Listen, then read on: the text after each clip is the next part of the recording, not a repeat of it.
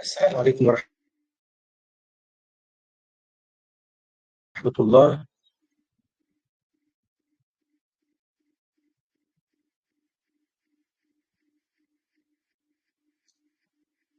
الحمد لله وصلى الله وسلم على سيدنا ومولانا محمد وعلى آله وأصحابه والتابعين لهم بإحسان إلى يوم الدين. Donc nous continuons notre parcours sur la sira du prophète, ou enfin notre parcours dans la sira du prophète sallallahu alayhi wa sallam. Aujourd'hui, nous parlons de Al-Hijra, l'émigration, la sainte émigration à Médine. Je rappelle que nous avons parlé jusqu'à maintenant de ce qui a amené à la possibilité, à cette ouverture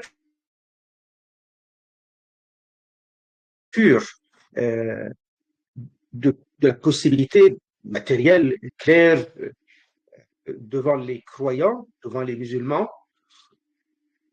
d'échapper à la situation très compliquée et pénible de Makkah al-Mukarrama, où il y avait enfermement, où il y avait menace de torture et de mort, le blocage qui était à Makkah, pour donc aller vers cette ouverture, cette opportunité importante qu'est l'établissement à Médine, à Yathrib. On se rappelle que le prophète sallallahu alayhi wa sallam avait vécu jusque-là 13 ans à Makkah al-Mukarrama depuis le début de la Ba'atha. Arrivé à l'année 10 depuis le début de la Ba'atha, où il avait 50 ans. Cette année-là, le prophète alayhi salatu salam avait été marqué au début, pendant le mois de Muharram, le début de l'année celle-là, par la sortie de l'embargo qui avait duré 3 ans. On avait fait un rappel hier de cela, mais dans les cours précédents, on en avait parlé avec un peu plus de détails. Il se trouve que les Mécois, les Quraysh, avaient décidé de boycotter le prophète sallallahu alayhi wa sallam et les musulmans et tous ceux qui les protégeaient. Et ceux qui les protégeaient sous les ordres et l'influence du leader des Banu Hashim et des Banu Muttalib, qui était Abu Talib, l'oncle paternel du prophète sallallahu alayhi wa sallam. Et comme ils ne pouvaient pas exercer davantage de pression, du genre, ils auraient souhaité frapper le prophète alayhi salatu salam, l'emprisonner, l'enfermer, le chasser loin de Mecca, ou carrément le tuer. Mais ça, il ne le pouvait pas parce qu'il y avait sa protection de sa famille proche, le clan des Banu Hashim et le clan cousin, le clan des Banu al-Muttalib. Et ils avaient décidé donc le boycott. Le boycott avait duré 3 ans. Donc, les 3 années avant celle-là, donc l'année de délivrance était le début de l'année 10 depuis le début de la Ba'atha. Donc, au cours de l'année 9, de l'année 8 et de l'année 7, depuis le début de la Ba'atha, le prophète alayhi salatu salam était dans cette période de boycott. Ça ne veut pas dire qu'il n'avait rien fait, il avait fait beaucoup de choses certainement, mais la possibilité était très réduite. Donc il sort les Banu Hashim et les Banu Muttalib aussi, c'est la sortie de cette période de 3 ans de boycott, et donc il retrouve un peu plus de liberté et malheureusement, cette année a été marquée par le décès d'Abu Talib, qui était le leader qui organisait, qui orchestrait donc la protection du prophète alayhi as-salatu wassalam. Et là, c'était d'un coup très dur parce que perdre Abu Talib, c'était perdre l'homme leader qui était capable de fédérer autour du prophète alayhi salatu wassalam une vraie protection.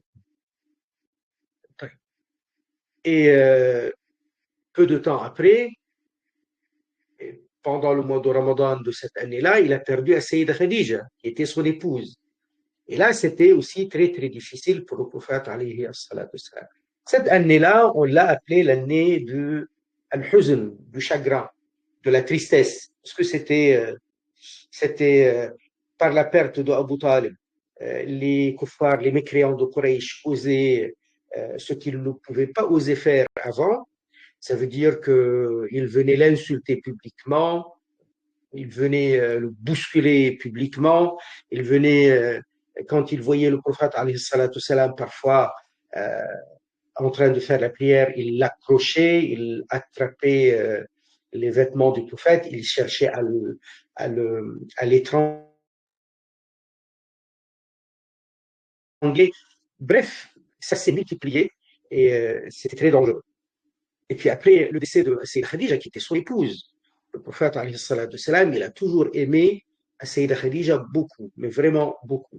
Même après son décès, les Ummahatul Mu'minin, les épouses, les saintes épouses du prophète, sallallahu alayhi wa sallam, notamment Sayyida Aïcha, témoignaient de cet amour que le prophète, alayhi salatu wassalam, portait toujours pour cette dame, Sayyida Khadija radiallahu ta'ala. Et donc, tout ça, c'était des épreuves très difficiles pour le prophète sallallahu alayhi wa sallam et pour les musulmans derrière. Et c'est cette année-là, l'année 10, qu'il a tenté de convaincre les gens de Taïf et ça a été une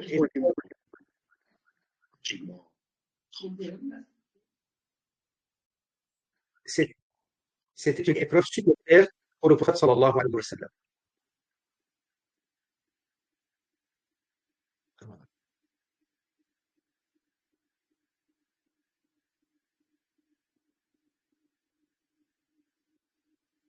Très bien.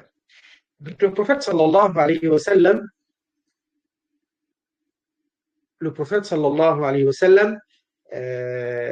il, il a tenté beaucoup de choses, c'était pas évident. Oui. Et puis après, on entre dans l'année 11 depuis le début de la Ba'sa. Au cours de cette année, c'est le quotidien du prophète alayhi salatu salam et des musulmans. Mais ce qui l'a marqué, c'est qu'à la fin de l'année 11, il a fait une rencontre très importante avec les 6 Yasribi, les 6 venant de ce qu'on va appeler plus tard Midin, Al-Madina al-Munawwara. Et ils se sont convertis à l'islam. Ils retournent à Yathrib et ils propagent l'islam. Et c'est fort heureusement pour eux d'abord et pour l'islam. C'était le dénouement parce que l'islam s'est propagé avec beaucoup de force dans cette ville de Yathrib. Très bien. Donc, jusqu'à là, c'était la fin de l'année 11, on avait dit. Parce que la période de l'Hajj, dans laquelle c'était l'occasion de la rencontre avec eux, c'était pendant le mois de Dhul Hijjah, le mois du pèlerinage. Ils étaient venus pour faire le pèlerinage. Je rappelle que les Arabes faisaient le pèlerinage. Ils étaient des mouchrikines, mais ils faisaient le pèlerinage. Le pèlerinage, ils le connaissent, les Arabes, depuis l'époque de Sayyidina Ibrahim, alayhi salam.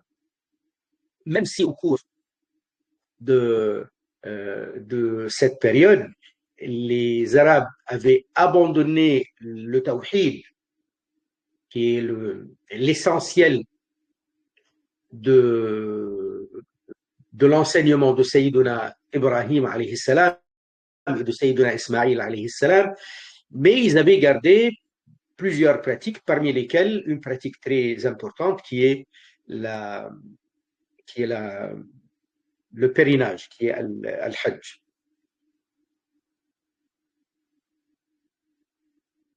Donc, ils les rencontrent, ils retournent, ils propagent l'islam.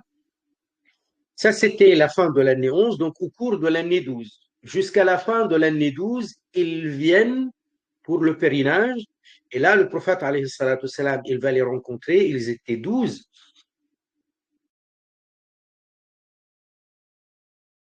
Et ils ont prêté serment d'allégeance, le serment d'allégeance qu'on a appelé le serment des femmes. Pourquoi des femmes? Parce que les engagements, c'est comme les engagements que Allah Ta'ala avait exigés des femmes quand elles venaient faire le serment d'allégeance. Ou parce qu'il n'y avait aucune allusion à la guerre ou aux armes ou à la défense, etc. Donc ça, c'est ce qui est arrivé l'année 12 et ils repartent. Donc on est là au cours de l'année 13, depuis le début de la Ba'atha, et ils partent avec eux. Ils avaient demandé à ce que quelqu'un des Quraysh parte avec eux pour les aider, pour leur apprendre. Et c'était Sayyiduna Mus'ab bin Umayr, radiyallahu ta'ala. Et l'islam s'est propagé encore beaucoup plus fortement. Ça a été une réussite fulgurante. Au point qu'à la fin de cette année 13, ils sont venus très nombreux pour le pèlerinage et pour présenter aussi leur serment d'allégeance au prophète alayhi salatu salam. Et cette fois-ci, il était question de protéger le prophète alayhi salatu salam, arme à la main, si jamais il le faut. Donc, ça, c'était le résumé. Donc, on a l'année 11, depuis le début de la Ba'atha, première rencontre avec 6 hommes de Yathrib. Yathrib, c'est le nom de la ville avant qu'elle ne s'appelle Médine. L'an 12, la première Bay'at al-Nisa, ils étaient 12 hommes, donc on l'a appelé Bay'at al-Nisa, c'est pas parce qu'il y avait des femmes. Et l'an 13, à la fin, donc à l'occasion de l'Hajj, toujours le mois de Dhul Hijjah, la deuxième Bay'at, ce sont 13 hommes et 2 dames. Voilà.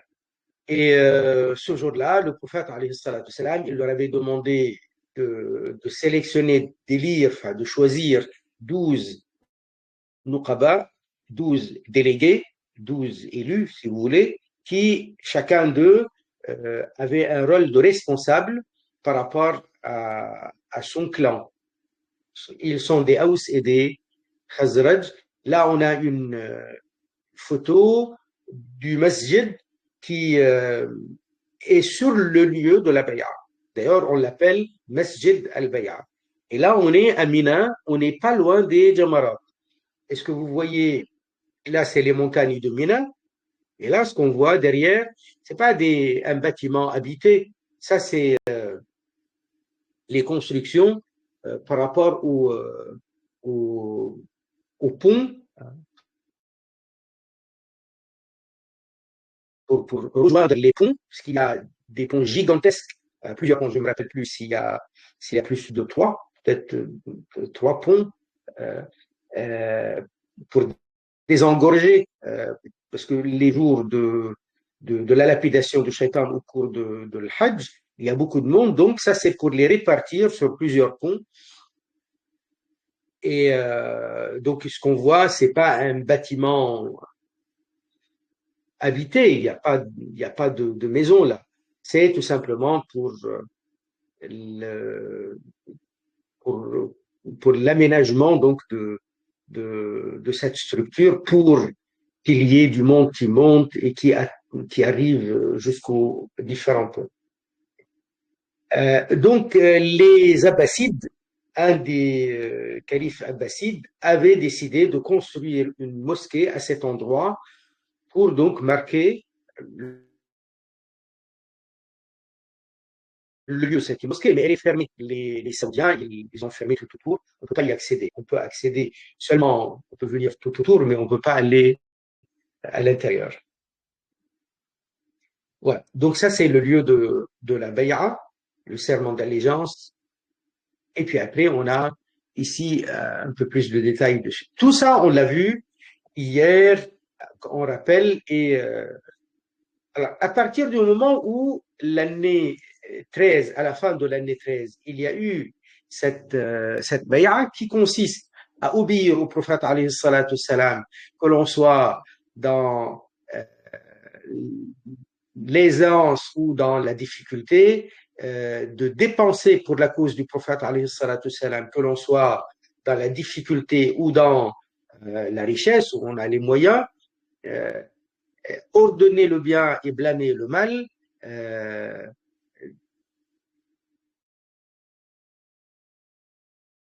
de se dresser pour défendre la cause ordonnée par Allah Azzawajal, sans craindre de blâme de qui que ce soit, prêter main forte au prophète alayhi salatu salam, soutenir le prophète alayhi salatu salam par tous les moyens et le protéger arme à la main s'il le faut, si jamais il vient parmi eux. C'était les termes de la bay'a. Et donc à partir de là, le prophète alayhi salatu salam reçoit l'ordre d'Allah Azza wa Jal d'ordonner aux compagnons de partir, de quitter Mecca et d'aller s'installer à Médine. Alors, premièrement, il quitte l'endroit où c'est très compliqué, où c'est très pénible. Donc, il se protège, ils partent pour se protéger, ils partent pour échapper à cette pression et à cette vie pénible. Deuxièmement, ils vont être nombreux à vivre ensemble leur foi sans qu'il y ait la pression des Quraysh, et ils vont pouvoir obéir au prophète alayhi salatu salam pleinement. Et également, ils vont pouvoir donc être très nombreux autour du prophète alayhi salatu salam. Alors, le prophète n'était pas le premier à partir. Les premiers à partir, c'était les uns et les autres parmi les Sahaba radiallahu anhum. Et le prophète alayhi salatu salam allait les rejoindre un peu plus tard. Et c'est le sujet euh, de, de notre cours aujourd'hui. Donc, la hijra à Medina. La hijra, ça veut dire l'émigration. L'émigration. Medina, c'est Madinatul Nabi, la ville du prophète alayhi salatu salam. On l'appelait Yathrib, et ça, c'est son nom historique depuis des siècles et des siècles. Cette ville, elle est à plus de 400 kilomètres au nord de Mecca al-Mukarrama. Cette ville, elle était peuplée par deux tribus cousines, les Haous et les Khazraj. Les Khazraj étaient les plus nombreux.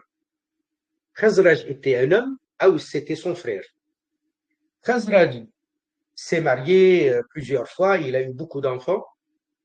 Haous, il s'est marié une fois, il a eu peu d'enfants. Et c'est pourquoi, plus tard, les Khazraj étaient beaucoup plus nombreux que les Haous. Et malheureusement, ils ont connu ce que beaucoup de tribus ont connu, des guerres fratricides. Une guerre tribale qui n'a pas de qui n'a pas de raison à part des rivalités, euh, comment dire, qui n'ont pas lieu d'exister. Ça veut dire pour une affaire de course, pour une affaire de mauvaises paroles, de mauvais gestes de la part de l'un, réprimés par les autres, ou réprimandés au début, puis après réprimés, et ce qui a donné à ce qu'ils s'entretuent pendant des années et des années. Ça, ils l'ont connu, les Haus et les Khazraj. Malheureusement, ils l'ont connu, comme beaucoup de tribus. Et il y avait donc il y avait des tensions qui pouvaient à n'importe quel moment se régénérer. Mais bon, il y a eu fort heureusement pour eux cet événement très important qui a détourné leur attention de, de ces rivalités, de ces problèmes qui étaient stupides finalement. Les guerres fracticides, c'est pas bon. Et bon, donc ils vont s'occuper maintenant d'autre chose, de la foi et du Coran, du prophète alayhi salatu wassalam, et ils s'attendent à ce qu'ils l'accueillent. Et quand le prophète alayhi salatu wassalam arrive, Yathrib, elle va s'appeler désormais Madinatun Nabi, la ville du prophète. Madinatun Nabi, donc Al-Madina Al-Munawwara, la ville éclairée, la ville qui a été éclairée par le prophète alayhi salatu wassalam. Donc, 13 ans après la Béassa. Donc, on avait dit qu'il avait vécu jusque-là 13 ans, jusqu'à la fin de l'année 13, depuis le début de la Béassa, à l'occasion du mois de Dhul Hijjah, donc le dernier mois lunaire de l'année 13, c'est là qu'il va faire la rencontre avec les Yathribis qui vont prêter le serment d'allégeance et qui vont l'inviter explicitement à ce qu'il vienne s'installer à Yathrib. Il ordonne la hijra et le prophète les suit. Seulement, le prophète, il n'est pas parti avant le mois de Rabi'a al-Awwal. Je rappelle les mois lunaires. Le premier mois lunaire, c'est Muharram. Ensuite, Safar. Ensuite, Rabi'a al-Awwal. Très bien. Donc, Muharram, il y a des Sahaba qui sont partis. Safar également, il continue à partir. Et le prophète, alayhi salatu wassalam, est toujours à Mecca en train de préparer le plan de son départ. Mais entre-temps, l'attention monte beaucoup et se tend beaucoup. L'attention, elle devient très, très palpable dans les Quraysh, mais le prophète alayhi salatu wassalam, est en train de préparer son plan de départ, qui était un plan périlleux, très difficile, très dangereux, car les Quraysh avaient décidé de tuer le prophète alayhi salatu wassalam carrément. Donc 13 ans après la Bi'asa, à l'âge de 53 ans, il échappe au complot des Quraysh. Sayyiduna Ali à sa place au lit, il part avec As-Siddiq, Sayyidina Abu Bakr, 3 jours à Stawr, vendredi, samedi et dimanche. Et puis après, il repart lundi 5 Rabi'a premier. Donc là, c'est Rabi'a.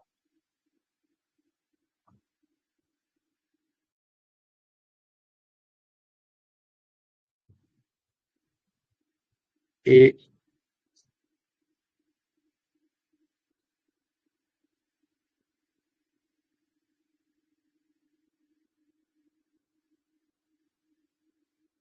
je l'ajoute ici. Très bien. Et arrive à Médine, à Médine, donc, lundi 12 de ce mois-là. Je reviens. Il échappe au complot des Quraysh. Qu'est-ce qui s'est passé pendant que le prophète alayhi salatu wassalam, était en train de se préparer pour partir? Il est en train de préparer cela avec Sayyidina Abu Bakr. Sayyidina Abu Bakr, il a voulu plusieurs fois partir. Il demande la permission au prophète alayhi salatu wassalam, et le prophète alayhi salatu wassalam lui dit: pas maintenant, ya Abu Bakr. Pas maintenant, attends. Et là, Sayyidina Abu Bakr, il a bien compris que le prophète alayhi salatu wassalam préférait qu'il reste pour qu'ils partent tous les deux. Et là, il lui a dit: As-suhba idhan ya Rasulallah, donc nous allons être ensemble. Et qu'est-ce qu'il fait pour un bon plan de départ? Il est allé acheter 2 chameaux. Et il a commencé à les bien nourrir, bien les préparer. Et le prophète, alayhi salatu salam, il reçoit une information de Sayyidina Jibril un jour, lorsqu'il allait partir le lendemain. Il lui a dit, cette nuit-là, ne dors pas dans ton lit. Par mesure de sécurité, ne dors pas au même endroit où tu dors d'habitude. Parce que les Quraysh, en fait, ils étaient en train de préparer un complot cynique, un complot cynique, un complot d'assassinat du prophète alayhi salatu wassalam. Les Quraysh se sont réunis.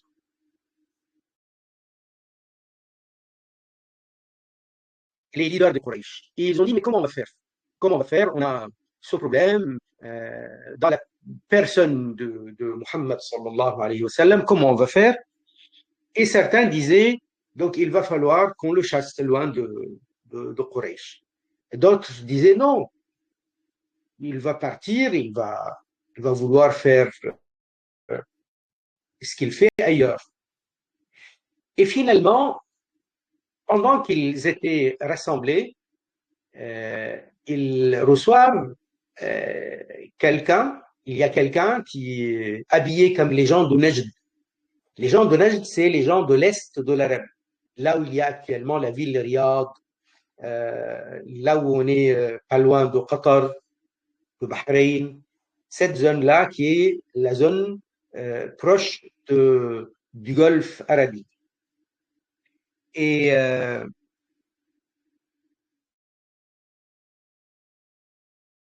habillés comme eux, ils ne le connaissent pas, ils demandent à assister, ils demandent la permission d'assister à leur réunion, ils acceptent, et il leur dit, moi, si vous voulez, j'ai une autre idée. Pourquoi ne pas l'assassiner finalement? Ils lui ont dit, mais nous, l'assassinat, ça fait longtemps qu'on y pense, mais assassiner un homme des Banu Hashim, il y a tous les Banu Hashim, même ceux qui sont mécréants, ils ne vont pas l'accepter.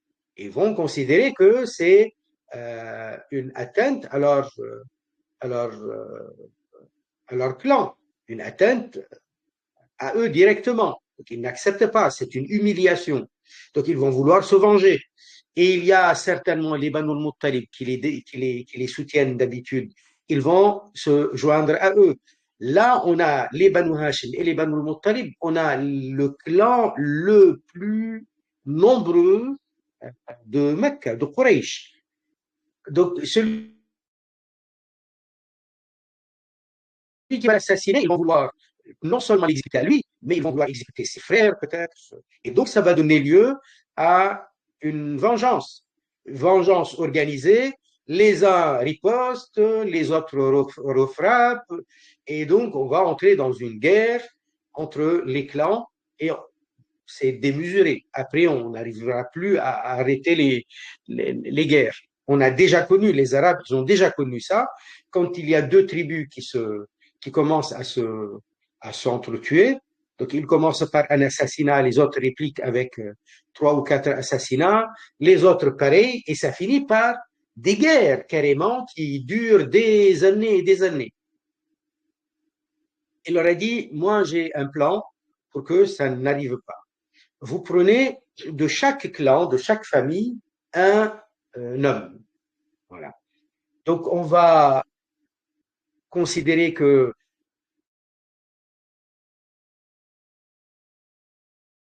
dans Quraysh, il y a combien de clans, combien de sous-clans, combien de grandes familles, combien de... On a d'un côté, on a les Banu Hashim et les Banu Muttalib. Bon, on va les écarter. Mais on a les Banu Abdi Shams, on a les Banu Nawfal, on a le clan des Makhzoum et les sous-clans dans les Makhzoum. On a les Banu Shayba, les Banu Taïm, les Banu Adi, les Banu Antel, les Banu Antel. Tout ça, c'est des clans de Quraysh. On prend un homme guerrier de chacun de ces clans. On le poste devant la porte de Muhammad sallallahu alayhi wa sallam. Et à sa sortie, comme d'habitude tous les matins, il va sortir, il va être arrêtés par eux. Ils vont tous participer, tous ils vont le frapper avec leurs épées. C'est qu'on aura donc tous les clans de Quraysh qui ont tué, qui ont participé à cet assassinat. Et de cette façon-là, ils ne vont pas vouloir oser entrer en guerre de vengeance contre tous les clans de Quraysh. Ils peuvent le faire avec un clan, mais pas avec tous les clans d'un seul coup. Ils étaient tous d'accord. Et donc, effectivement, ils ont préparé ce plan et ils ont posté devant la maison du prophète sallallahu alayhi wa sallam tous ces hommes qui allaient donc participer à l'assassinat. Jibril alayhi salam, il prévient le prophète alayhi salam et lui dit de ne pas dormir à l'endroit où il dort d'habitude et il va demander à Sayyidina Ali de dormir à sa place. Regardez donc, Sayyidina Ali, il est au courant qu'il risquait la mort. Mais il y va volontairement pour protéger le prophète sallallahu alayhi wa sallam. Il n'a pas de problème à ce qu'il se sacrifie pour le prophète alayhi salatu wassalam. Et donc le prophète alayhi salatu wassalam, il va se protéger comme Jibril le lui a suggéré. Et le lendemain, dans la matinée, le prophète alayhi salatu wassalam, il sort. Face à lui, il y a tous ces hommes postés pour l'assassiner. Mais le prophète, quand il sort et il récite le début de Surat Yasin. En récitant le début de Surat Yasin, Allah Azza wa Jal les aveugle. Il ne le voit pas. Il ne le voit pas passer. Surtout quand il arrive à lire وَجَعَلْنَا مِنْ بَيْنِ أَيْدِيهِمْ سَدًّا وَمِنْ خَلْفِهِمْ سَدًّا فَأَغْشَيْنَاهُمْ فَهُمْ لَا يُبْصِرُونَ. À partir de ce moment-là, ça y est, il ne voit plus rien. Et le prophète, il passe. وَجَعَلْنَا مِنْ بَيْنِ أَيْدِيهِمْ سَدًّا. Nous avons mis devant eux un barrage. وَمِنْ خَلْفِهِمْ سَدًّا. Et derrière eux, un barrage. فَأَغْشَيْنَاهُمْ. Nous les avons donc aveuglés. فَهُمْ لَا يُبْصِرُونَ. Et ils ne voient pas. Et effectivement, voilà ce qui était arrivé.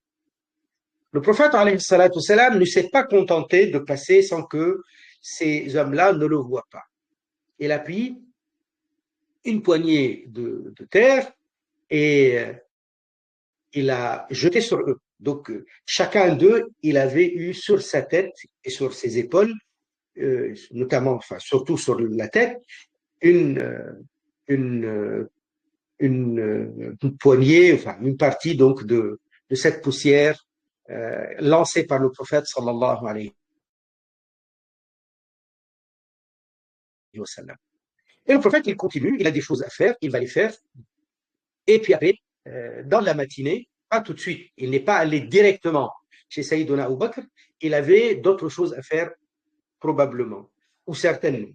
Donc il arrive dans la matinée, en fin de matinée, ou au milieu de la matinée, il arrive devant la porte de Sayyidina Abu Bakr, il demande à ce que Sayyidina Abu Bakr sorte, et il lui dit, ça y est, maintenant c'est le départ. Donc il lui annonce le départ le jour même, à l'instant même. Et Sayyidina Abu Bakr, il va préparer ce qu'il peut préparer, il avertit sa fille Sayyida Asma, il avertit sa fille Sayyida Aïcha. Sayyida Aïcha, à ce moment-là, elle était très jeune. Et il avertit son fils qui était déjà converti, un sahabi, Sayyiduna Abdullah bin Abi Bakr. Abdullah bin Abi Bakr. Il ne va pas avertir son autre fils, Abdurrahman, il n'était pas encore musulman. Donc son épouse, elle est au courant. Sayyida Roman, la mère de Sayyida Aïcha, elle est au courant. Sayyida Asma était au courant. Abdullah était dans le plan. Et bien sûr, le prophète, alayhi salatu salam, il faisait confiance à Sayyidina Abu Bakr. Abu Bakr, il fait ce qu'il fait. il dit à qui il veut, le prophète, il lui fait confiance. Il ne l'a pas dit tout de suite à son père. Son père, il était mouchrik, il était mécréant. Sa mère aussi, elle était encore vivante, mais je parle de Sayyidina Abu Bakr. Il lui a pas donné beaucoup de détails. Abu Quhafa, on l'appelait le père de Sayyidina Abu Bakr, Abu Quhafa. Il s'appelait Othman en réalité. Mais on l'appelait Abu Quhafa. En tout cas, il a pris tout ce qu'il avait comme argent. Donc les pièces en or, les pièces en argent, c'était leur monnaie. Il avait tout pris. Sayyidina Abu Bakr était un homme riche, était un homme d'affaires riche. Mais il n'avait pas arrêté de dépenser pour la cause de l'islam jusque-là. Donc il a pris tout ce qui restait avec lui. Qu'est-ce qu'il a laissé à sa femme, à ses parents, à ses enfants? Il n'a pas laissé de l'argent. Mais Sayyida Asma, la fille, elle était prévoyante. Elle savait que son grand-père allait critiquer le choix d'Abu Bakr de partir sans laisser de l'argent. Elle est allée chercher vous voyez, un petit sac comme ça, une bourse dans laquelle on a l'habitude, on peut mettre euh, ses économies. Elle l'a rempli de petits cailloux, des pièces comme ça, des pièces de ferraille. Enfin. Et quand son grand-père, il lui a dit, mais il vous a laissé quoi, votre père, avant de partir? Elle lui a dit, il nous a laissé ça. Elle l'a laissé toucher la bourse. Donc il l'a touché, il a vu qu'il y a des choses dedans. Il a dit, eh ben ça va, maintenant il peut partir tranquillement. Et, euh, et donc le prophète sallallahu alayhi wa sallam, il, euh, il voit que Sayyidina Abu Bakr avait préparé 2 chameaux. Euh, ça devait être des chamelles, mais bon. Et, et lui dit donc, j'achète l'une d'elles. Sayyidina Abu Bakr, il a refusé, il a dit non. Ça, c'est une chamelle que j'achète. Rasulullah alayhi salatu wassalam. Mais c'est que Rasulullah alayhi salatu wassalam n'a pas accepté. Il l'a payé. Donc il a pas accepté l'offre. Il a insisté pour payer et il a payé, il a acheté la chamelle. D'ailleurs, euh, le prophète alayhi salatu wassalam peut se poser la question. Allah a offert au prophète alayhi salatu wassalam beaucoup de miracles. Jusque-là, on sait qu'il avait déjà donné au prophète alayhi salatu wassalam le miracle de fendre la lune en deux. Il avait déjà offert au prophète alayhi salatu wassalam le miracle du voyage nocturne. Et Al-Mi'raj, l'ascension dans les cieux. Donc, il est parti pendant la nuit sur Al-Buraq de Makkah jusqu'à Jérusalem. Et puis après, Allah lui a fait descendre une échelle. Il monte l'échelle, elle le porte dans les cieux, enfin, ça l'amène jusqu'au ciel. Et il retourne après la visite des cieux, et jusqu'au paradis d'ailleurs. Il retourne sur la même échelle, il redescend à Jérusalem, il reprend Al-Buraq et il repart, bien sûr en compagnie de Sayyidina Jibril, jusqu'à Makkah. Et tout ça, ce voyage a duré un tiers de la nuit, pas plus. Le prophète, alayhi salatu salam, il a beaucoup de miracles. Et là, c'est un voyage très dangereux. Et pourquoi Allah Azzawajal n'a pas offert de nouveau la possibilité de partir sur Al-Buraq? Mais le prophète, alayhi salatu salam, en achetant la chamelle, il savait très bien qu'il est en train de faire une action. Lui aussi, il fait des actions par obéissance à Allah Azzawajal. C'est une action hautement importante. Et donc le prophète, il a marché, il a été sous le soleil, il a été dans le froid, il a été dans la menace, il s'est fatigué. Il a voyagé, le voyage en tout, il a duré une dizaine de jours. Si on y ajoute donc les 3 jours où il attendait dans la grotte de Saour, au sud de la ville de Mecca.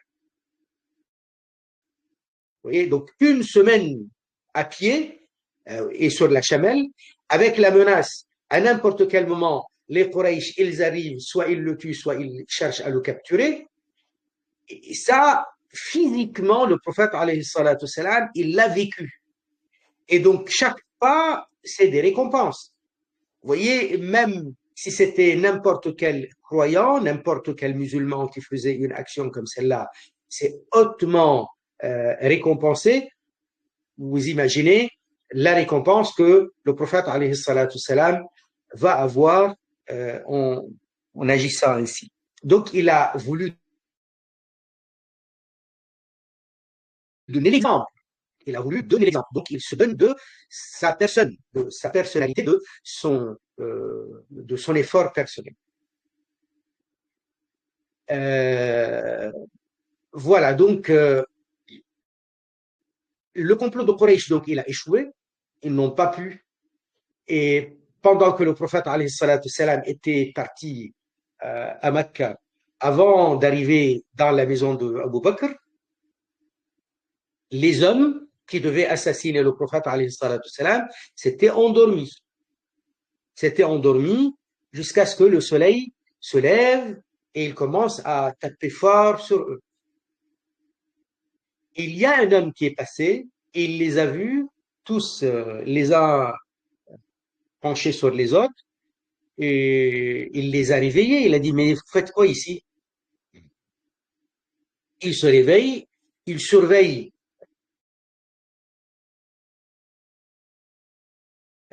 par la fenêtre si le prophète était là, et ils vont voir qui c'est Sayyidina Ali. On voit Sayyidina Ali, mais ils ne savent pas si c'est Sayyidina Ali.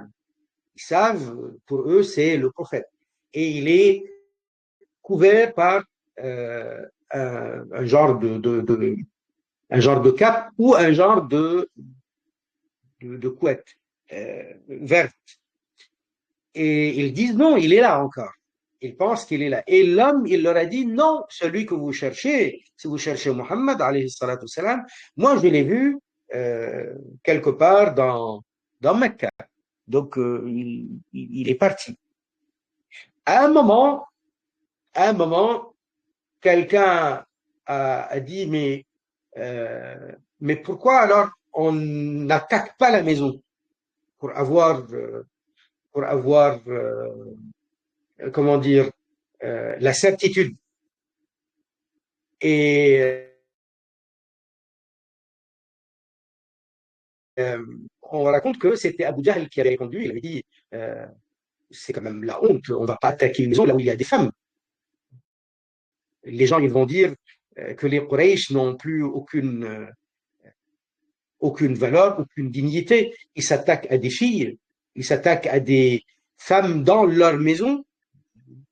Vous voyez, donc, ils avaient donc certaines valeurs qu'ils gardaient, qu'ils préservaient, certaines dignités. Bon, bien sûr, c'était des mécréants, ils ne gagnaient pas, mais quand même, on voit que même étant mécréants, ils avaient des principes. Et ils avaient honte d'enfreindre à ces principes-là. Le prophète, alayhi salatu salam, finalement, donc, il insiste, il achète la chamelle et il part avec Sayyid Abu Bakr au lieu de partir en chemin donc vers Yathrib. Yathrib, c'est le nord. Eh bien non, ils sont partis au sud de Mecca. Au sud de Mecca, dans une montagne qui s'appelle la montagne Thaour, ils vont y rester dans une grotte pendant 3 jours. C'était un vendredi. Le vendredi, le samedi et le dimanche. Et les Quraysh commencent à s'activer pour aller chercher le prophète, alayhi salatu salam. Mais ils vont chercher où? Naturellement, logiquement, ils vont aller chercher dans le chemin menant vers le nord, vers Yathrib. Et ils ne trouvent personne. Ils ont été nombreux à essayer Jamais personne n'a rien trouvé, aucune trace. Et donc, il ne comprenait pas, mais qu'est-ce qui se passe? Il est où? Et c'est là que certains d'entre eux ont dit peut-être que pour échapper, ils ont pensé à ce plan, peut-être que pour échapper à notre recherche, il est allé se protéger dans la montagne de Saouf. Il y a des grottes. Alors, ils sont venus à plusieurs, ils sont arrivés jusqu'à la grotte. Mais Allah Azzawajal a fait en sorte que dans la grotte, le prophète salam, avec As-Siddiq soit protégé. Alors, il y a un récit très connu qui dit que il y a eu une araignée qui a tissé sa toile sur la totalité de l'accès à cette petite grotte et que les Quraysh, en arrivant, en voyant la toile épaisse qui, euh, qui, euh, qui couvrait la totalité donc de l'accès, ils ont dit, mais elle est là depuis très longtemps, cette araignée, pour pouvoir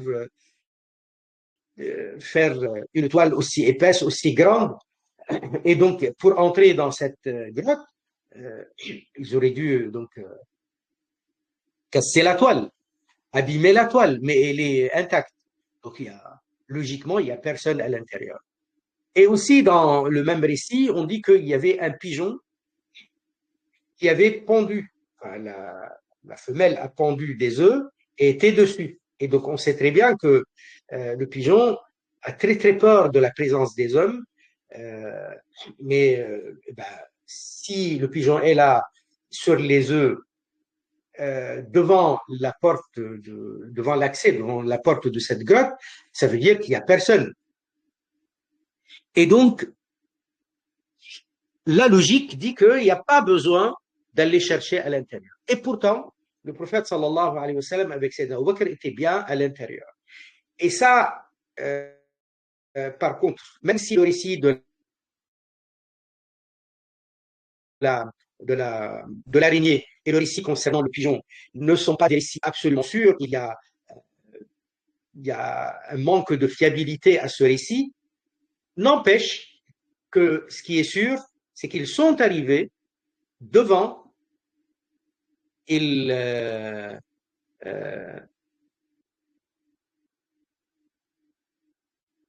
voilà, ils sont arrivés devant les Quraysh, ils sont arrivés devant, ils ont regardé alors qu'il y ait un petit accès et ils n'ont pas voulu entrer. Il y a quelque chose qui les a empêchés. D'ailleurs, Sayyidina Abu Bakr, quand ils sont arrivés dans cette petite grotte, elle est vraiment petite. Ceux qui vont au Hajj ou à la Umrah, ils peuvent se rendre à cet endroit, ils voient que c'est pas confortable et c'est petit. Euh, c'est quand même un lieu sauvage, un lieu dans la nature. Donc, il n'est pas fréquenté. Donc, il y a possibilité qu'il y ait des serpents, des scorpions ou autres. Donc, quand ils sont entrés déjà, Sayyidina Abu Bakr, il s'est précipité d'entrer en premier. Il a dit au prophète, alayhi salatu salam, je prépare l'endroit avant ton entrée. Et il a commencé à nettoyer. Bien sûr, il y avait des cailloux, il y avait de la poussière. Sayyidina Abu Bakr, il a nettoyé avec ce qu'il avait comme vêtements sur lui. Et, et il a bouché les trous. Il a bouché les trous. Parce qu'à l'intérieur, s'il y a un trou, possible qu'il y ait un serpent ou un scorpion. Donc il a bouché tous les trous. Il déchirait de ses vêtements, de ce qu'il avait sur lui, et il bouchait les trous. Avec tout ce qu'il pouvait, il déchirait les trous. Et il restait un trou, d'après un récit, et il l'a bouché avec son orteil. Et il a dit au prophète alayhi salatu salam d'entrer. Et le prophète alayhi salatu salam, il est entré, ils étaient très fatigués, ils se sont reposés. Et il y avait un scorpion là où Abu Bakr avait mis son orteil. Et le scorpion, il l'a mordu une fois, deux fois, trois fois. Et ça lui faisait très mal, mais Sayyidina Abu Bakr ne voulait pas bouger. Et tellement il avait mal, tellement il a souffert, le prophète était allongé, il était très proche, parce que l'endroit il est étroit.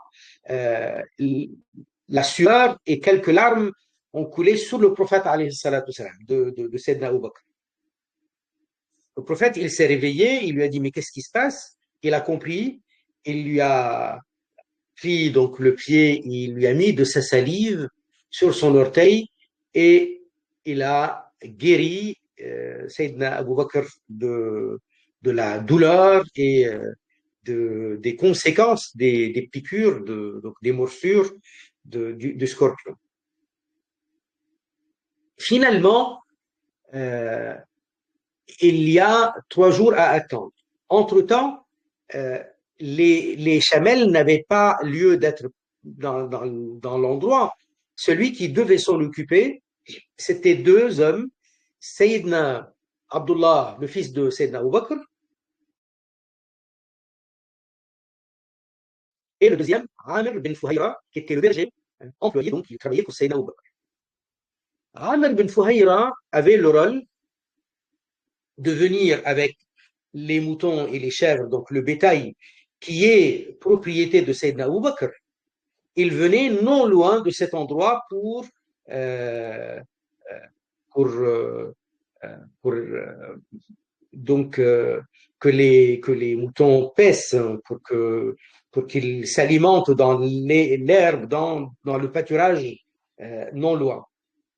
Et donc il venait avec avec ces animaux non loin. Comme ça, quand il y a de lait ou quelque chose à leur donner à manger, il est pas loin, il va monter dans la montagne et il va leur donner discrètement et il redescend. Ça, c'est Amr bin Fuhayr.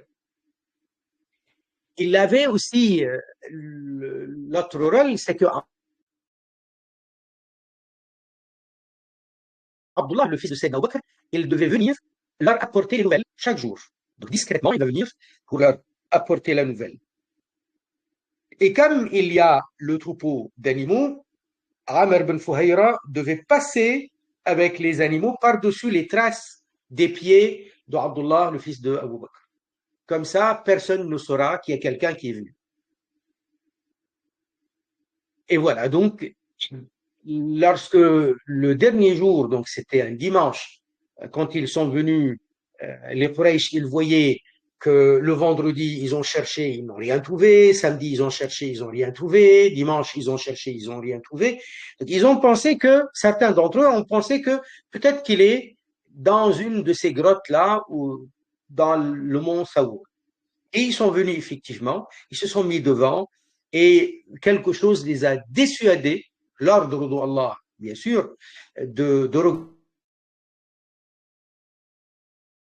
regarder. C'était quoi exactement ce qui les a dissuadés? Ça devait être la toile de l'araignée, ou ça devait être le pigeon, ou ça devait être autre chose. Quoi qu'il en soit, il y a un récit qui le dit que c'est la toile d'araignée avec le pigeon. En tout cas, quand ils se sont mis devant, Sayyidina Abu Bakr, il avait très peur, il a paniqué. Et il a dit au prophète, alayhi salatu salam, si l'un d'eux regardait à ses pieds, il nous trouvera. Il nous trouverait. Et Abu Bakr, radiallahu anhu, dans son inquiétude, il avait surtout peur pour le prophète, alayhi salatu salam. Il a dit, s'il me tue à moi, moi je suis un homme parmi les hommes. Mais si il te tue toi, ya Rasulallah. Et là, Allah Azza wa Jal, il les protège. Donc le prophète, alayhi salatu salam, il dit à Sayyidina Abu Bakr, ma dhannuka bisnayn, Allah salisuhuma, penses-tu que nous sommes que deux? Allah Ta'ala, il est le troisième, il est avec nous. Et, et Allah Azza wa Jal a mentionné cela dans le Coran. Allah Ta'ala, il dit, illa tansuruhu faqad nasarahu Allah. Si vous êtes abstenu de lui apporter votre soutien, eh bien Allah Ta'ala lui a donné son soutien. Lorsque les mécréants l'ont poussé à partir, à quitter, à l'exode.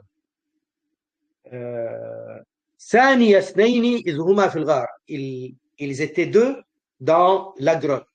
Lorsqu'il a dit à son compagnon, La tahzan, ne sois pas triste. Inna Allah ma'ana. Allah, il est avec nous. فأنزل الله سكينته عليه. Alors Allah Azza wa Jal a fait descendre sur lui sa sérénité. Donc il était calme, il était tranquille. وأيده بجنود لم تروها, et il l'a soutenu avec des soldats que vous ne pouvez pas voir. Donc voilà, c'était très important tout le plan jusqu'à arriver à dimanche. Le prophète alayhi salatu salam, il avait chargé Sayyidina Abu Bakr, et Sayyidina Abu Bakr, bien sûr, il avait chargé Amr bin Fuhayra et Abdullah, fils de Abu Bakr, de se relayer, de venir régulièrement au pied de la montagne de Thawr. Abdullah pour apporter des nouvelles et Amr bin Fuhayra avec le bétail pour leur apporter du lait et pour le reste. Mais il y avait aussi quelque chose d'autre. Ils avaient contacté un guide dans le désert qui s'appelait Abdullah bin Urayqit, Ibn Urayqit. Celui-là, il était mushrik. On n'a pas une information qui dit qu'il s'était plus tard converti à l'islam. Donc, ils l'ont payé. Il a été payé généreusement pour qu'il guide le prophète alayhi salatu salam avec Sayyidina Abu Bakr dans le désert. Le plan était qu'ils allaient partir de l'endroit où ils sont, donc le sud de Saour, jusqu'à Yathrib, mais dans un chemin différent du chemin habituel. Un chemin différent du chemin classique. C'est-à-dire ils vont croiser de temps en temps le chemin habituel d'un village à un autre, c'était le chemin classique menant de Mecca à Yathrib. Donc là, il allait les amener dans d'autres endroits. Et donc, ils avaient besoin d'un guide, comme le disent les Arabes, khirrit, ça veut dire quelqu'un d'expérimenté. Et effectivement, c'est ce qu'ils avaient pu faire. Voilà. Donc Allah Azza wa Jalla, il dit وَإِذْ يَمْكُرُ بِكَ الَّذِينَ كَفَرُوا لِيُثْبِتُوكَ أَوْ يَقْتُلُوكَ أَوْ يُخْرِجُوكَ وَيَمْكُرُونَ وَيَمْكُرُ اللَّهُ وَاللَّهُ خَيْرُ الْمَاكِرِينَ. Donc ça c'est dans sourate Al-Anfal, lorsque les mécréants ils ont comploté contre toi, soit pour t'enfermer, t'emprisonner, soit pour te tuer, soit pour t'obliger donc à exilé dans un endroit que eux ils choisissent, hein, ils l'exilent dans un endroit lointain, ils complotent. Allah Ta'ala donc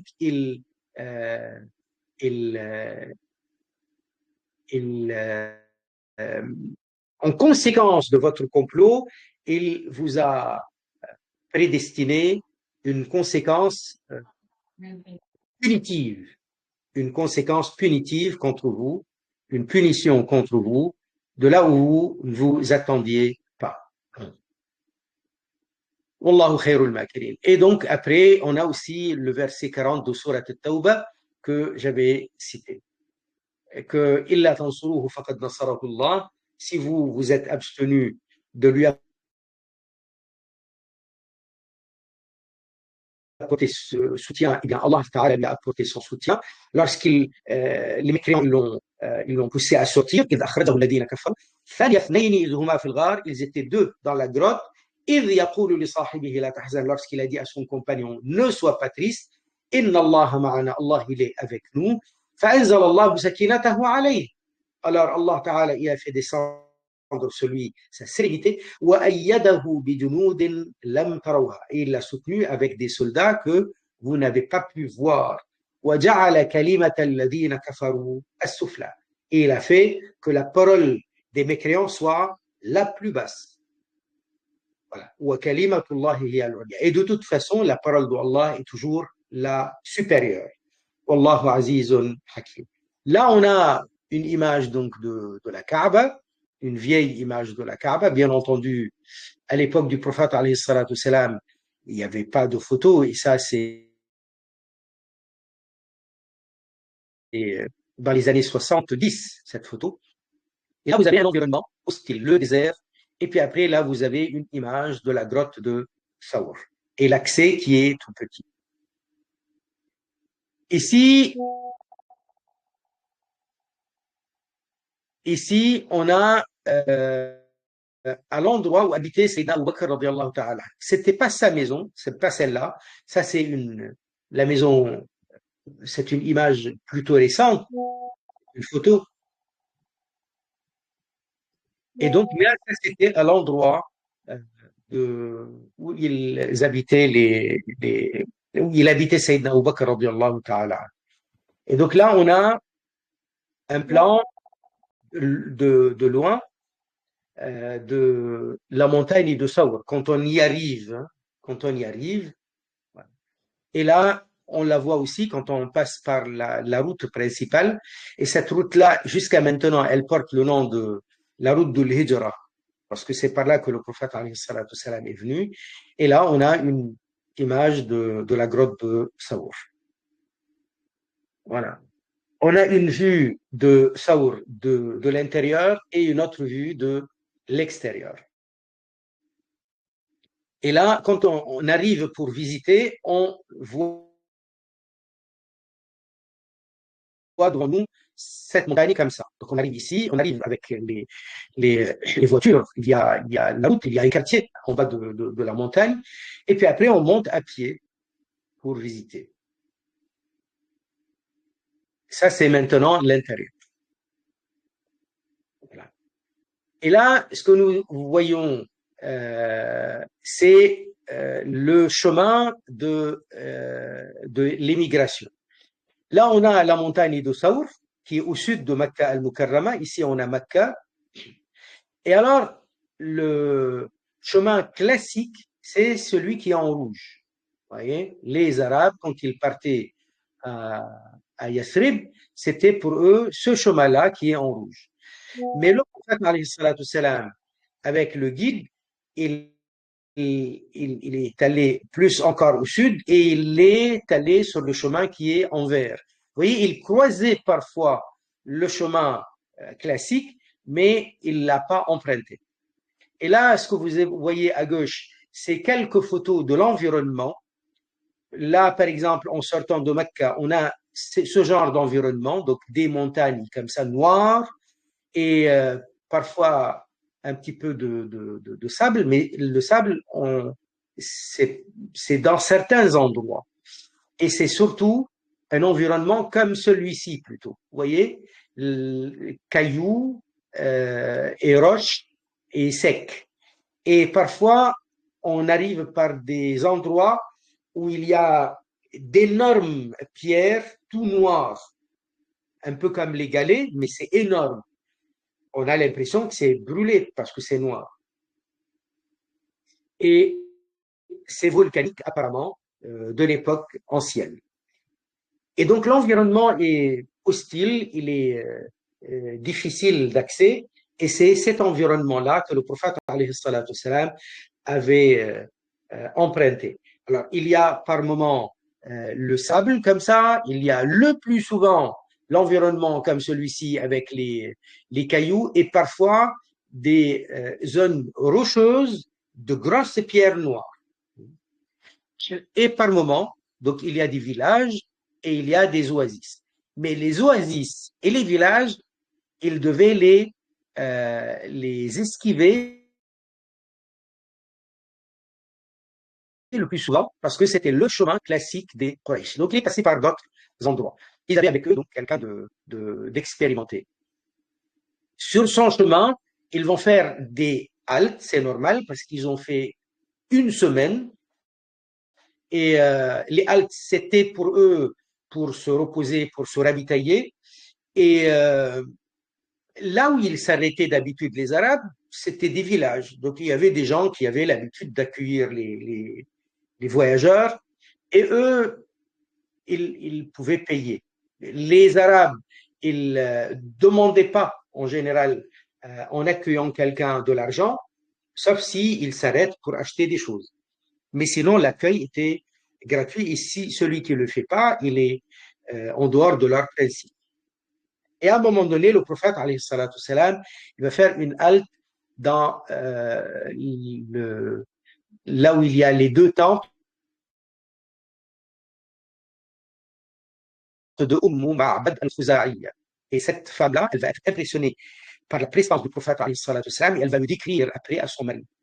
On a quelques-unes des descriptions physiques du prophète, alayhi salatu salam, de très belles. Une des plus belles, c'est celle de Ma'bad. Et donc, il va continuer jusqu'à arriver à Quba. Quba, c'est le sud, le quartier sud de Al-Madina Al-Munawwara. Il va y rester quelques jours avant de partir dans le quartier où il va habiter. C'est là où il y a le Masjid Nabawi. Et donc là, on a une autre image qui nous retrace le chemin qu'avait parcouru le prophète alayhi salatu salam jusqu'à Quba. Et on a aussi quelques images donc de l'environnement que devait traverser le prophète alayhi salatu salam tout le long de son voyage.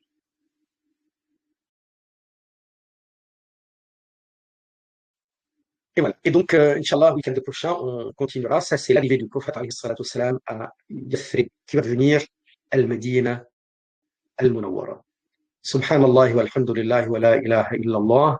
لا إله إلا الله لا إله إلا الله لا إله إلا الله اللهم صل على سيدنا محمد وعلى آله وصحبه وسلم رب اغفر للمؤمنين والمؤمنات سبحان ربك رب العزة عما يصفون وسلام على المرسلين والحمد لله رب العالمين بارك الله فيكم.